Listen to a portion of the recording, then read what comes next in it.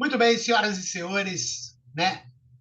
Concurseiros em geral que estão aqui comigo para fazer esse preparatório de redação, sabendo, cientes do seguinte: uns têm mais habilidades, outros menos, né, em escrever e coisa e tal, mas o grande fato é que a redação, como vocês sabem, fará a diferença no desempenho final desse concurso, certo? Nós vamos fazer esta primeira aula para apresentarmos, né, o que é o texto dissertativo, como ele funciona, de uma maneira bem básica, né, de uma maneira bem tranquila para a gente iniciar nesse universo. Ao longo das aulas, a gente vai fazer, obviamente, outros conteúdos, sendo inclusive na próxima videoaula, analisaremos o edital. Olha que esse edital revela muita coisa, viu, pessoal? Ah, eu sei que muitos de vocês estão ansiosos para o.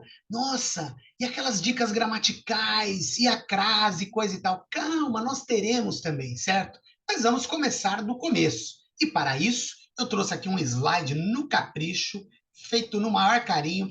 Vamos charear a tela. Um, dois, três e uau! Olha lá, vamos apresentar os slides, como alguns preferem dizer, certo? Olha aí, montei esses slides pensando aí, né, em facilitar esse percurso para vocês. E aí nós vamos analisar hoje a redação dissertação, né, dissertativa argumentativa, que é aquele tipo de texto utilizado em quase todos os concursos e grandes vestibulares, certo? O Enem, FUVEST, VUNESP usa isso. Na maior parte dos concursos, dificilmente não é dissertação argumentativa, certo? E hoje nós vamos ver, né, os detalhes tão pequenos de nós dois em relação a esse gênero textual, certo? Primeiro, comecemos do início. O que é dissertar, certo? Dissertar é falar sobre um determinado assunto, discursar sobre um tema pesquisado de forma escrita ou oral. Como assim, né? De forma escrita ou oral, discursar sobre um tema. Pessoal, no nosso caso aqui, evidentemente, é você fazer de forma escrita, afinal, é uma redação, beleza? Só que tem um detalhe. Você vai falar, olha já o que está dizendo, sobre um tema. E qual vai ser o tema? Ora, o tema da redação, eu suspeito, sinto um leve cheiro de que essa redação terá duas características. A primeira, o tema será uma pergunta, certo? E será algo relacionado à educação. Haja vista, né, o concurso ter esse foco. Recentemente, houve um concurso para a Polícia Militar, que eu participei de um preparatório nisso, e eu ainda arrisquei o concurso, a redação, né, era solicitado aos ingressantes que fizesse uma redação. E, naturalmente, seria um tema relacionado à segurança pública, certo? Então, sabemos que dissertar é, né, falar sobre um tema. Só que a dissertação argumentativa, ela não é só uma dissertação, como diz o nome. Ela também envolve a questão argumentativa. E, afinal, o que é o tal do argumentar? Veja só, argumentar é uma ação verbal, certo? Na qual se utiliza a palavra oral ou escrita para, prestem muita atenção, vou passar até o mouse aqui, ó, defender uma tese. Ou seja, uma opinião, uma posição, um ponto de vista particular a respeito de determinado fato. Meus amigos, minhas amigas, defender uma tese, certo? É defender uma ideia. Tese é uma ideia central. Então, a redação dissertativa argumentativa, ela é basicamente o quê? Falar sobre algo baseado em uma tese. Como assim? Não entendi? Veja só. Suponhamos que você tenha como o tema a questão, sei lá, da violência nas escolas, assunto tão em voga aí nos últimos dias, certo? Então, legal. Qual que é o tema? Os desafios para o combate à violência na escola. Perfeito. Então, se você for dissertar, você vai falar apenas sobre a violência urbana, a violência na escola é um problema, ela afeta o aprendizado, né? Ela afeta muitas vezes a família, né? Que fica angustiada com o seu filho frequentando um ambiente violento e coisa e tal. Legal. Veja que você só está falando sobre. O que está faltando? Um argumento. Então, se desafios para, né, combater a violência nas escolas, aí você tem que entrar com a tal da tese. E aí, qual seria a sua tese? Que essa violência se resolve com, sei lá, seguranças armados dentro de sala de aula, se resolve com campanhas de todo mundo saindo nas ruas de camisa branca. Ou seja, é a sua ideia, certo? E a partir dessa ideia, dessa tese, você vai colocar o resto da redação, que são o quê? Que são os argumentos, certo? Argumentos que servem para sustentar a tese. A sua ideia, ela é defendida, né? Inclusive, quando as pessoas vão apresentar sua sua tese, né, nas pós-graduações, o que ela está fazendo, na verdade? Ela está defendendo uma ideia. E ela vai defender com elementos, né, com dados, com citações e por aí vai, formando uma linha argumentativa. Certo? Então, dissertar é falar sobre algo, né, e argumentar é colocar argumentos, colocações que defendam uma tese dentro, né, de uma ideia, de um raciocínio. Por isso que esse texto é sempre cobrado, seja em concurso ou nos principais vestibulares. E por quê, meu querido e minha querida? Porque é um texto exigente. Porque também, olha o grande detalhe, não basta só você dissertar e argumentar com a sua própria opinião. Qual que é o grande lance? Tudo isso em terceira pessoa, como se não fosse você. Olha que bagulho louco, cara, né? Você colocar algo que é a sua ideia, o seu argumento, aquilo que você acredita, mas com um olhar externo. Você já parou para pensar por que essa exigência de não colocar em primeira pessoa e sim em terceira? Primeiro que se fosse um texto em primeira pessoa com esse caráter argumentativo, não seria uma dissertação, seria um artigo de opinião. Beleza? A segunda questão é para manter, durante a argumentação, uma certa distância do tema, não envolver paixões. Por isso que nós vamos ter outra videoaula sobre pecados, sobre o que não colocar jamais em uma dissertação, que são marcas de oralidade, marcas de exaltação. Vou dar aqui só um breve exemplo. Você nunca, jamais e sob hipótese alguma, vai colocar, por exemplo, um ponto de exclamação em uma dissertação. Então, você já anote aí nos seus caderninhos, certo? Que a exclamação já é uma das primeiras proibições. E olha que tem uma lista imensa de proibições em uma dissertação argumentativa. Vou mandar no slide? Vou mandar que tem muita coisa ainda, hein, pessoal? Vejam só vocês. Cara, se você abrir hoje uma videoaula aí, sei lá, de um curso, sei lá o quê, né? Basicamente, eles vão falar, né, que, olha, uma dissertação é feita de introdução, desenvolvimento e conclusão, porque, cara, se fosse só isso, estaria bom. Se fosse somente isso, a USP estaria cheio de gente no curso de medicina e a magistratura teria gente sobrando até no concurso, certo? As etapas, de fato, você divide em três, certo? Introdução, desenvolvimento e conclusão. Porém, todavia, no entanto, são os detalhes tão pequenos de nós dois que fazem a diferença. Por exemplo, nós vamos ver cada etapa agora detalhadamente, como se fosse uma autópsia, certo? Vem comigo aqui, nós vamos começar pela introdução. Beleza, meu querido e minha querida? Veja só, introdução nada mais é do que a apresentação da tese. Muita gente, eu sei que você está nesse momento vendo a videoaula e falando, nossa, introdução é a pior parte, começar a redação, aquela situação de pressão e blá, blá, blá. Calma, vamos resolver isso da seguinte forma. Primeiro, vamos ver o que tem que ter numa introdução. Ao contrário do que muita gente pensa, né? Tem gente que acha, não, vou colocar isso, vou colocar aquilo, rojões e não sei mais o quê. Veja bem, a introdução, ela é basicamente a apresentação da tese mais um percurso histórico. A apresentação da tese é algo assim: qual é o seu posicionamento diante do tema? Diante da situação apresentada, né, no tema, na proposta, você é a favor ou você é contra? Você acha aquilo positivo ou negativo? Literalmente, qual sua opinião a respeito do tema, certo? Então, veja só aqui comigo. A tese é a ideia principal da redação, que deve ser defendida ao decorrer do texto. Lembra disso? ao decorrer do texto, você sustenta a sua tese, apresentada logo no início. Vai ter exemplo? Claro que vai. Nos próximos slides eu trouxe exemplos aqui, certo? Que deve ser defendida no decorrer do texto, né, com argumentos. Ela representa o ponto de vista do autor da redação e a sua opinião sobre o assunto em questão, no caso, o tema. Em textos dissertativos e argumentativos, ela é a essência da escrita e, por isso, deve estar sempre presente. A tese, meus amigos, nada mais é, imagine uma árvore, vislumbre aí, uma árvore, certo? E aquele tronco bem frondoso, sabe, um jatobá, mais ou menos? Esse tronco dessa árvore é a tese, certo? Então, você que gosta, tem muita gente que gosta de, né, desenhar o que o professor está falando, às vezes, né, para memorizar de maneira mais fácil, desenha o tronco de uma árvore. Esse tronco é a tese.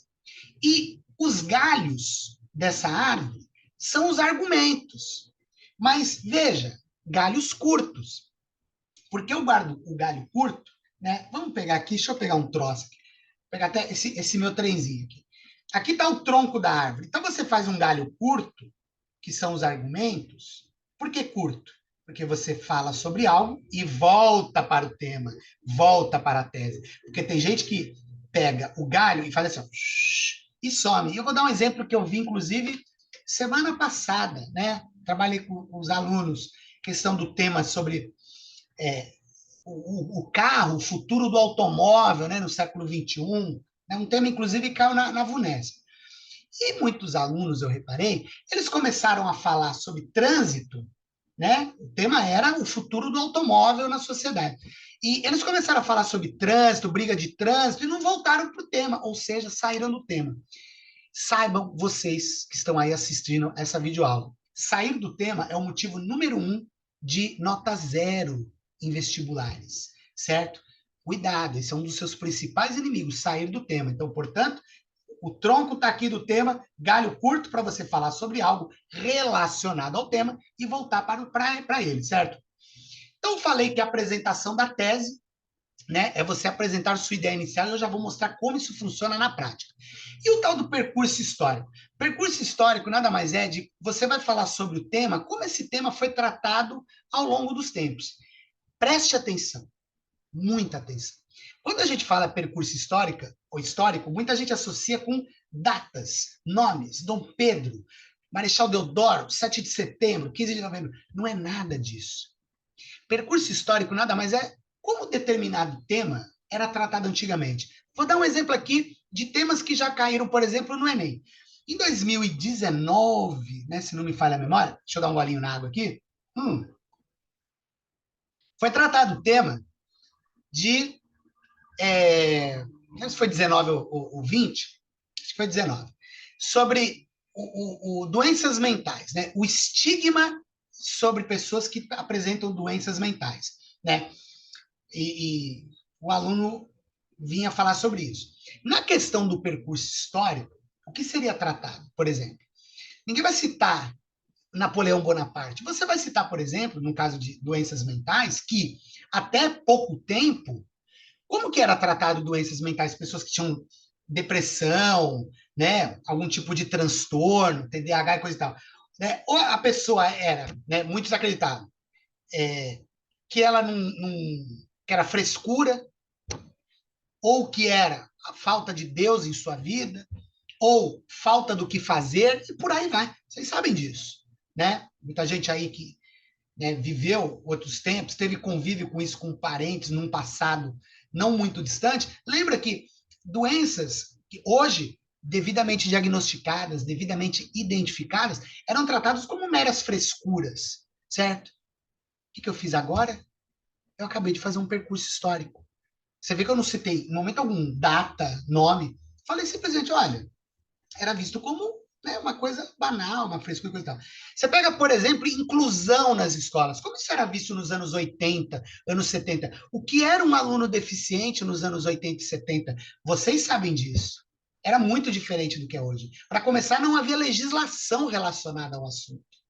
E aí nós tínhamos um problema. O aluno, né, nessas condições, ele era simplesmente excluído do processo.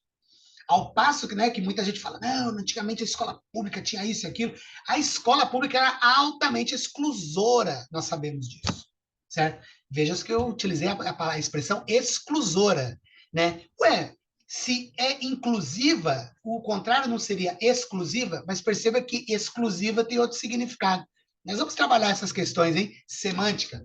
Vamos passar? Então, veja só. Primeiro, a introdução ela é feita de apresentação da tese, percurso histórico, e vamos ao que interessa, que muita gente está esperando. Tá, como é que faz essa birosca aí, professor Daniel? Vamos lá?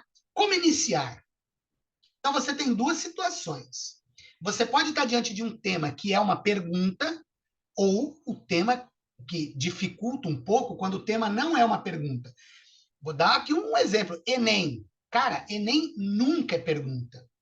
Né? Feito para zicar a caminhada da rapaziada aí que quer ingressar nas universidades.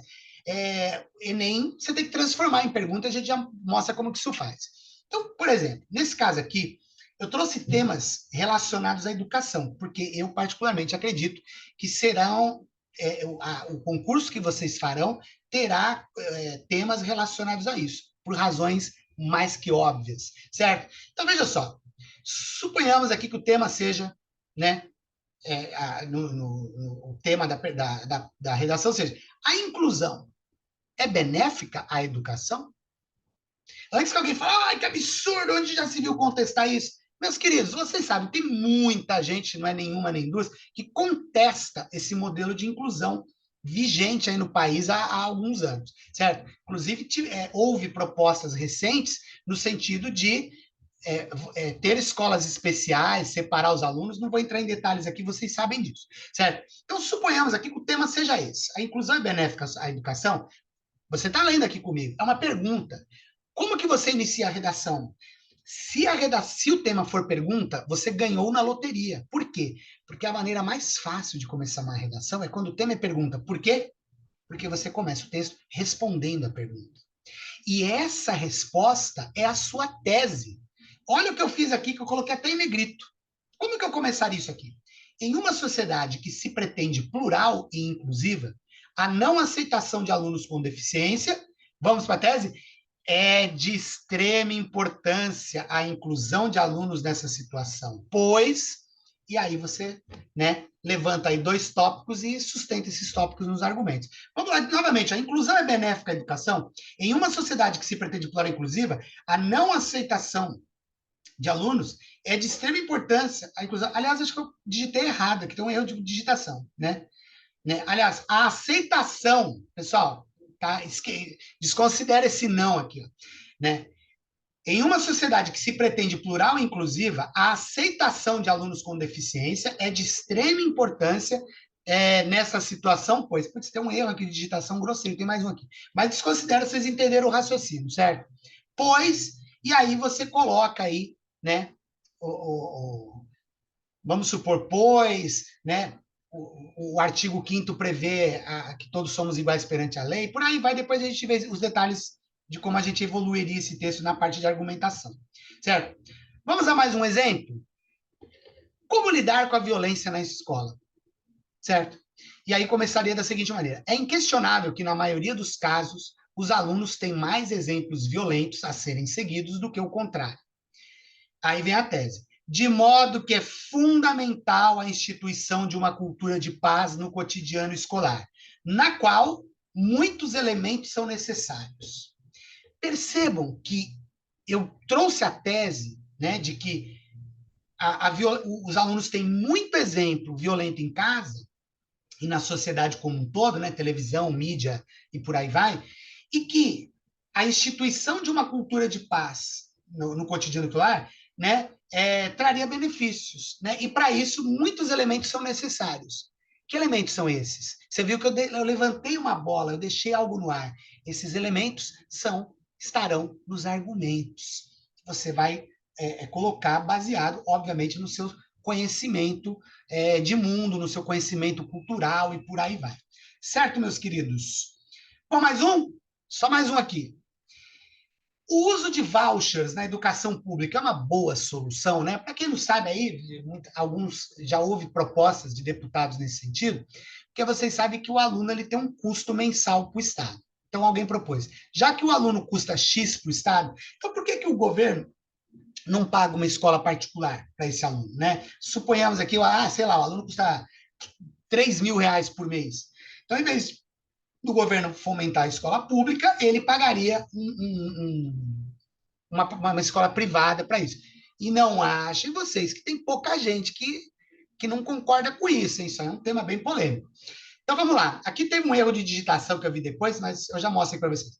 Se a Constituição Federal prevê que a educação é um dever do Estado, o uso de voucher é um atestado estatal, tá faltando ou não aqui, do não cumprimento da lei, de modo que a melhora do ensino público deve ser uma busca incessante feita a partir de vários caminhos.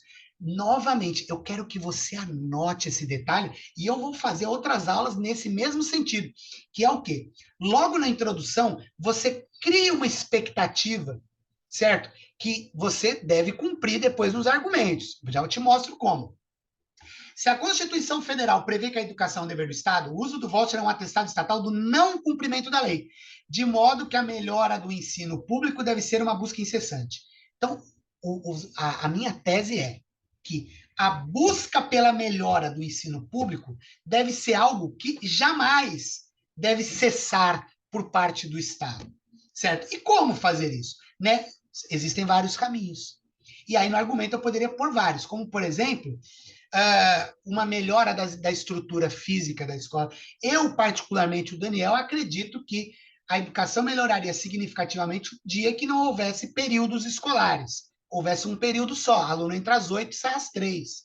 Aluno entra às 8 e sai às 4 horas, com mais 2 horas de ampliação em atividades, né? Países desenvolvidos adotam esse modelo. Você não chega em país desenvolvido e fala se o cara estuda de manhã ou de tarde. Só existe um período, mas aí já é outro assunto.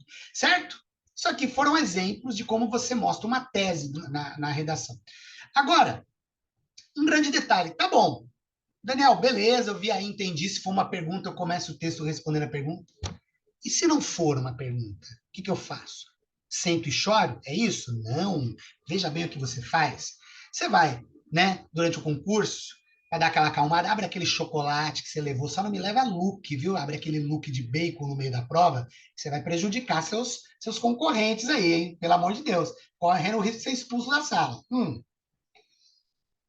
Se o tema não for uma pergunta, você, no seu rascunho, opa, eu falei a palavra rascunho, certo? Depois eu vou voltar a esse assunto, você vai receber uma folha de rascunho. Já tenha em mente, você fará o rascunho. Ah, mas perde tempo. Ai, que não sei o quê. Não, não existe fazer uma boa redação. Observe o adjetivo, boa. E para você ir bem nesse concurso, você terá que fazer uma boa redação. Né? Não existe boa redação sem rascunho. Falaremos disso mais à frente, certo? Não nessa aula, mas em outros. Quando o tema não for uma pergunta, você vai pôr no rascunho ou na sua mente, como você achar melhor, transformando o tema em uma pergunta, certo? Eu peguei, por exemplo, o tema aqui de 2017, do Enem, Desafios para a Formação de Surdos no Brasil. Esse era o tema que estava posto. Que você poderia transformar o tema em uma pergunta, como, por exemplo, há desafios para a formação de surdos no Brasil? A gente sabe que sim, né? E aí você já começa a redação respondendo essa pergunta. Uma pergunta, vou repetir, que não estará escrita em sua redação. Ela estará na sua cabeça, essa pergunta. E a redação você inicia respondendo essa pergunta feita por você. E eu falei várias vezes a questão da pergunta. Você pode fazer perguntas no meio do texto? Sim e não. Como assim? Você pode fazer perguntas a qual você mesmo responda a pergunta, né? Se você faz uma pergunta que você mesmo responde, você está fazendo uma pergunta retórica. Isso é permitido. Torna, inclusive, o texto mais dinâmico. Agora, pergunta sem resposta, o que é isso? É diálogo com o leitor. E diálogo com o leitor é terminantemente proibido. Certo? Das várias proibições existentes numa dissertação, dialogar com o leitor é uma das principais, certo? Tem muita gente que fala assim, não, você vai ver, eu vou terminar o texto com uma pergunta, assim, bem, né, polêmica, não sei o quê. Cara, você mata seu texto fazendo isso. Perguntas e respostas, diálogo com o leitor não é permitido. Falaremos disso mais em outras aulas, certo? Então, olha outro tema aqui. Caminhos para a democratização do ensino a povos indígenas no Brasil. Olha que teminha cabeluda, hein? Pode cair no seu concurso. Caminhos para a democratização. E aí, ó, imediatamente me vem a pergunta. Quais os caminhos para a democratização a povos indígenas no Brasil, em sua educação? Então, quando o tema não for uma pergunta, você transforma esse tema em uma pergunta, certo? No seu rascunho, na sua cabeça, e inicia o texto, respondendo a pergunta, lembrando, né? Apresentando a tese logo no início. Meus queridos, esses slides já estão aqui no seu Classroom, já estão assim para você consultar, para você fuçar, para você fazer o que você bem entender, certo? Vamos continuar? Aí a gente vem, né? Por que está aqui segundo ou terceiro parágrafo? Não entendi. Porque, veja bem, vamos voltar lá? A introdução ela é dividida em apresentação da tese e percurso histórico. Há quem prefira fazer a tese em um parágrafo e o percurso histórico em um segundo parágrafo. Há quem prefira fazer as duas no mesmo parágrafo. Não há problema, meu querido e minha querida. Certo? E muita gente também se pergunta, Daniel, quantas linhas deve ter um parágrafo? Parágrafo, não existe uma regra assim, ó, deve ter X linhas. O que existe é o seguinte, o que é um parágrafo? Parágrafo é um assunto. Então, vamos supor, você está falando sobre o acesso de indígenas à educação formal, legal. Então, no primeiro parágrafo, você vai falar da questão da preservação cultural do indígena, né? Que o problema dele ser, muitas vezes, de frequentar uma escola regular é, por vezes, a deturpação, né? A distorção de sua cultura original e coisa e tal, certo? Você está falando sobre isso. Aí vamos supor que agora você vai falar também da questão de que é muito complicado também você trazer o indígena para o contexto escolar e respeitando a sua individualidade, né? Ou falando a questão de que ele também pode, com novos conhecimentos, trazer novos conhecimentos, novas tecnologias, novas técnicas para sua. Enfim, outro assunto. Você muda de parágrafo. Parágrafo é assunto. Mudou o assunto, mudou o parágrafo. Mas uma coisa eu já te falo, já agora você pode anotar em seu caderninho. As redações nota 1000, não me pergunte por quê, em 100% delas, as redações nota 1000 do Enem, todas têm 4 parágrafos. Introdução, 2 parágrafos de argumentos, 2, porque são 2 assuntos, já explico o porquê, e uma conclusão, certo? Então você vai usar aqui argumentos de atualidade, como o tema, né, que foi trazido lá no seu concurso, como aquele tema se relaciona, olha o segredo. Lembra que eu falei que é uma dissertação argumentativa? Como aquele tema se relaciona com o cotidiano, com o dia a dia das pessoas. Você, obrigatoriamente, terá que pegar aquele tema, imaginar uma situação real, concreta, e estabelecer uma relação, certo? Nesse sentido. O tema mais a situação concreta e dar exemplos disso, certo? Exemplos do dia a dia, na atualidade, e você pode embasar, né, solidificar, fortalecer. Vejam que eu não usei a palavra empoderar. Preste atenção que essa palavra empoderar não existe em termos formais, certo? Aliás, existem várias palavras que em nível formal não existem. Faremos uma aula só disso. Por exemplo, a palavra primeiramente não existe, e por aí vai, né? A gente fala disso em outro momento. Então, você vai fortalecer seu argumento obviamente, com citações, certo? E eu trouxe uma aqui de presente para vocês que são meus amigos aí no dia a dia. Não ia deixar vocês sem esse presente, né? Eu trouxe 2 citações daqui, ó, que vão servir tanto para o estudo da parte legislativa da prova, quanto para sustentar argumentos, que são 2 artigozinhos da Constituição, meu querido e minha querida, que são, a gente, né, muita gente cita a Constituição de uma maneira até um tanto genérica, principalmente quando se fala do artigo 5º, né? Oh, todos somos iguais perante a lei, porque isso e aquilo. Legal, é um artigo até válido, mas, pessoal, tá mais manjado que tirar dinheiro de bêbado, certo? Agora, o assunto é educação, obrigatoriamente, olha esse advérbio novamente, você terá que citar ou pensar os artigos 205 e 206. Lê aqui comigo, ó. A educação, direito de todos e dever do Estado e da família. Olha o papel da família. Quando a gente embasa certos termos aí, né? Tem gente que entende o que eu estou falando. Certas, né? Vamos elaborar documentos que falem da família e coisa e tal. Cara, o artigo 205 da Constituição, nossa lei maior, já prevê isso aí. A educação é um dever da família. Não sou eu que estou falando. É a Constituição, repetindo, nossa lei maior. E essa educação será promovida e incentivada com a colaboração da sociedade, visando ao pleno desenvolvimento da pessoa, seu preparo para o exercício da cidadania e sua qualificação para o trabalho. Olha que engraçado, né? Tem muita gente que critica a questão do ensino profissional, mas, meu querido, não é uma questão de opinião. Eu sigo determinado autor, eu sigo determinada linha. A lei maior já prevê que a educação deve qualificar para o trabalho. Repetindo, não sou eu que estou dizendo, é a nossa lei, certo? Olha que citação cavernosa, hein? Já guarda aí na sua bolsinha o artigo 205. Agora, vamos deixar isso mais bonito, mais perfumado. Olha o 206, que coisa linda de se ver, hein? O ensino será ministrado com base nos seguintes princípios: igualdade de condições.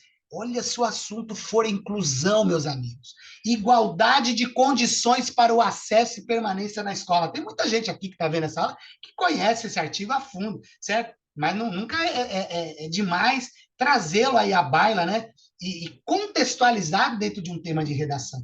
Essa questão do inciso 1 do artigo 206, cara, isso aqui vale para trocentos temas. Vocês sabem disso.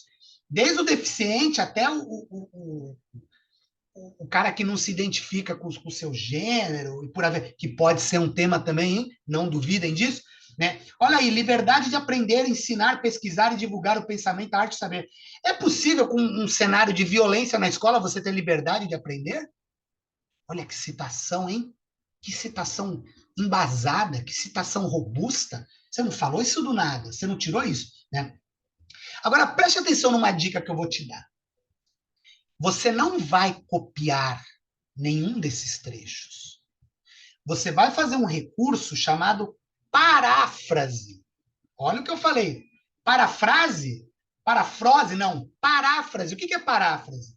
É você citar o que você leu, o que você conhece, só que com outras palavras. Lógico, com as suas próprias palavras.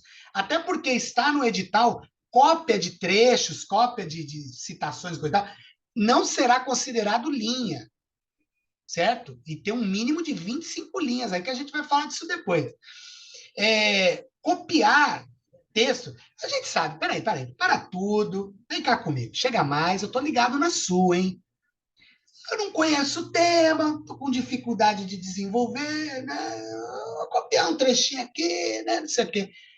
A pessoa que está corrigindo, ela não vai enxergar isso com os bons olhos. Você pegou lá, você pegou, olha esse artigo, o inciso 5º aqui, olha o tamanho. Já preenchi 2 linhas, tá ligado? Já não são mais 25, né? Meu querido, malandro é o Saci andando de skate. Você vai mesmo fazer esse recurso? Não, vou pegar o inciso 8 aqui, olha só, o grandão. Ó. Não existe isso aí. Você acaba com o seu texto. Um texto, né, de qualidade, você pode fazer a citação, mas por meio de paráfrase. Repetindo, paráfrase é você citar a frase de alguém, citar um trecho de alguém, uma ideia de alguém, com suas próprias palavras. Sabe aquele trabalhinho que muita gente copiava do colega porque não entregou a tempo? Sabe aquele, né? Eu sei, tem gente aí que eu sei que fez isso. Não mente para mim, hein? Que eu tô ligado na sua. Aquele trabalho que você esqueceu, que é na segunda aula. Aí você pega do colega, deixa eu copiar aí. Não, mas a professora vai ver a cópia. Não, vou mudar as palavras, tá ligado? E aí a pessoa faz, cara, o que você está fazendo ali na prática, quando você muda de fato as palavras, preservando a ideia, você está fazendo uma paráfrase, que é um recurso riquíssimo, né, de nossa língua. Beleza, meu querido, minha querida? Artigo 205, 206 como dica aí de citação no vestibular. Vou fazer uma aula depois só de citação, tá? Que citar, como citar, a melhor maneira de citar. Fiquem tranquilos que teremos isso ainda. Hoje é só uma apresentação.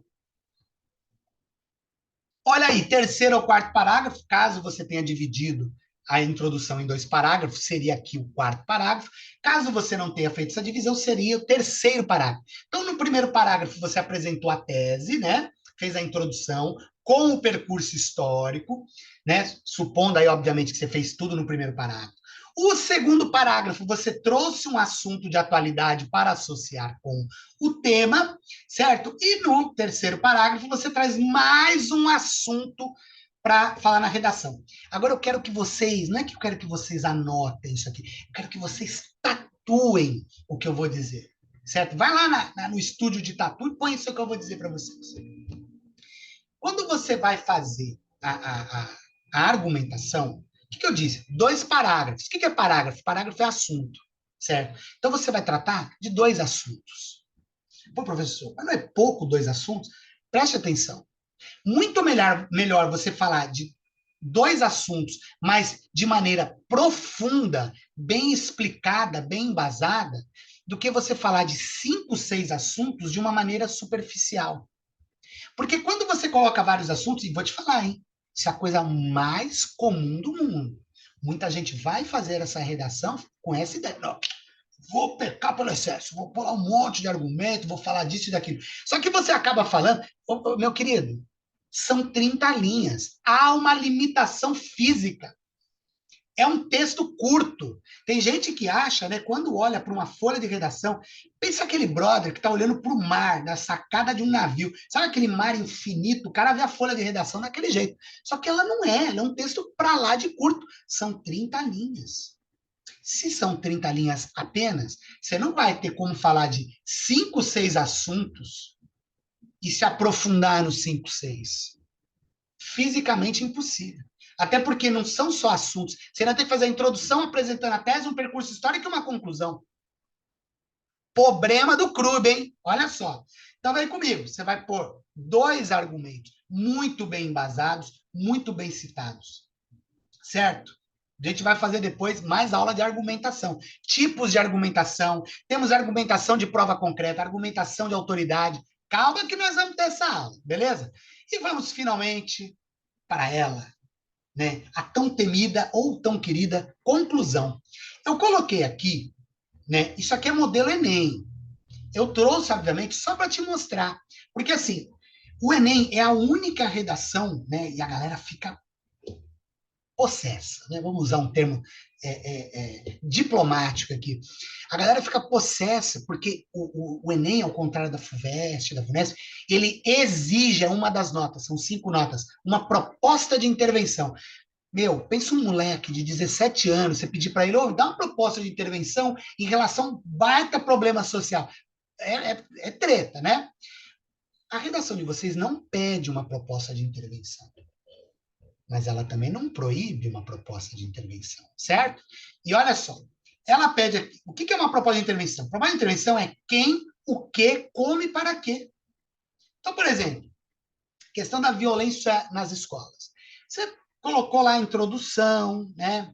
Que a violência é um problema grave que prejudica o aprendizado, é um dos maiores problemas da educação brasileira. No percurso histórico, você vai colocar que a violência sempre ela nunca foi vista de uma maneira profunda, era de uma maneira superficial. Por exemplo, antigamente se expulsa o aluno, né? Agora passa a mão na cabeça ou procura outros caminhos que não o da punição. Enfim, tem uma série de discussões a respeito. Certo? Você vai colocar nesse percurso histórico. Argumentos de atualidade, você pode citar, eu citaria de maneira óbvia e evidente que uma das razões da violência na escola, de maneira evidente, é a questão social. Né? O menino vem de casa, não diz histórias familiares. Vocês sabem melhor que eu, histórias familiares cavernosas, para dizer o mínimo, certo? Extremamente degradadas, certo? E isso se transfere para a escola. E aí, claro que eu colocaria exemplos, né? Exemplos de pais usuários de drogas, mães, como eu posso dizer?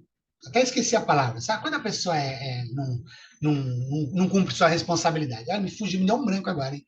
E né, falaria sobre essa questão social. Depois eu entraria também na questão da da punição, que no Brasil ele é um país assim que tem um garantismo penal que muitas vezes é sinônimo de impunidade, o que estimula outros casos de violência. E, lógico, daria exemplos, citaria a lei, e por aí vai, né? Para, finalmente, olha só, falei de dois assuntos. Falei da questão social em um parágrafo de maneira aprofundada, né? Colocarei mais ou menos 8, 10 linhas. Depois aí mais um parágrafo falando da questão da punição, da impunidade no Brasil, então já entrarei com mais 8, 10 linhas, certo? Para finalmente chegar à conclusão. Professor, você disse que não é obrigatória a proposta de intervenção, tá? Mas uma coisa é obrigatória, você é obrigado a fechar o texto, você é obrigado a concluir. E a palavra, podem anotar, qual é a palavra que você inicia? A gramática vai te dar essa palavra. Essa palavra é uma conjunção conclusiva. E ela pode ser feita com duas palavras. Ou a palavra portanto, ou a palavra logo. Lembrando que teremos uma aula só de elementos de coesão, certo? Para a gente ver justamente esse detalhe. Que palavra que eu inicio uma oposição? Uma palavra que eu inicio uma explicação? Uma palavra que... Nós vamos ter uma aula só disso. No capricho, hein? Padrão FIFA. E aí, vejam só vocês. Na conclusão, você obrigatoriamente começará com a palavra portanto ou com a palavra logo, já dando a entender para quem está corrigindo que a sua redação já está chegando ao fim. Uma dica que eu dou, né? Não é obrigatória a proposta de intervenção, mas caso você queira fazer, saiba que tem que ter quem. Quem é o quê? O agente social, no caso o Estado, na maioria das vezes. O que literalmente será feito, como será feito e para que será feito, certo? Depois faremos uma aula só de conclusão. Mas, nesse caso aqui, na nossa proposta desse concurso, o edital não prevê a proposta de intervenção, mas você deve fechar o texto. E vou te falar como fica fácil quando não tem proposta de intervenção. Por quê? Porque você pode retomar algo que você disse no segundo ou no terceiro parágrafo. Pode mesmo, com toda certeza. Então, por exemplo, quando eu falei lá da questão da violência nas escolas, eu falei da questão social. Lembra? No segundo parágrafo, né, ou terceiro, se eu tivesse feito lá. Como que eu retomaria isso? Eu colocaria aqui, né? Portanto, a raiz da violência nas escolas é a questão social. No momento em que diminuirmos as desigualdades, e isso se fará com uma educação, né, equânime e igualitária para os jovens brasileiros, conforme prevê a lei, diminuiremos, por conseguinte, a desigualdade no país. Diminuiremos a desigualdade e diminuiremos a violência, né? Porque esta é fruto do primeiro elemento. E é algo mais ou menos assim, certo? Veja que eu retomei algo que eu disse já antes. Isso é permitido? Sim. Beleza, pessoal? Então é isso. Então, com isso, a gente encerra essa aula de hoje. A próxima videoaula tratará apenas do edital. Faremos uma leitura comentada do edital. Em outros momentos, faremos as partes da redação e como você pode trabalhar isso. Lembre-se sempre de uma coisa, redação, já diz o ditado, ela não é inspiração, redação é preparação. Tem gente que acredita equivocadamente que vai chegar lá no dia, vai vir uma luz divina e você vai escrever um texto maravilhoso. O que você vai escrever, às vezes pode até sair um texto bom, mas ele terá algumas falhas que farão com que você perca pontos preciosos na sua concorrência. Eu estou entre concursados aqui, vocês concordam comigo? E vocês sabem melhor que eu. Quantas vezes, por causa de um pontinho, ou dois, ou por causa de um diploma que você não tinha, passaram à sua frente em várias colocações. Vocês sabem melhor do que eu isso, certo? Então, fiquem muito atentos. E quem vai fazer você ser o futuro coordenador, diretor ou supervisor, pode ter certeza, será a redação. Certo, meu querido e minha querida? Vamos deschariar aqui. Vou deixar aqui meu beijo. Vida longa e próspera para vocês. E fui. Uau!